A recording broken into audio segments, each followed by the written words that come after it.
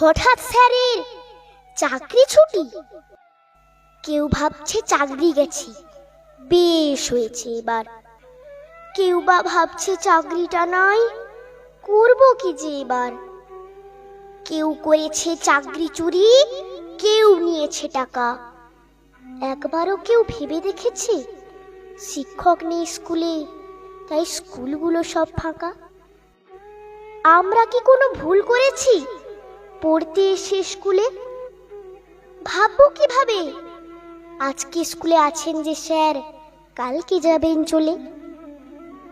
জড়িয়ে ধরে বললেন, স্যার আসবো না আর স্কুলে। হঠাৎ স্যারের এমন কথা বুঝতে পারিনি খুলে। চারিদিকে তখন হো হো পড়েছে, চাকরি গেল সবার। ক্ষতিটা যে কার হলো জানি না, ডুবলো ছাত্র সমাজ, এবার ডুবলো ছাত্র সমাজ।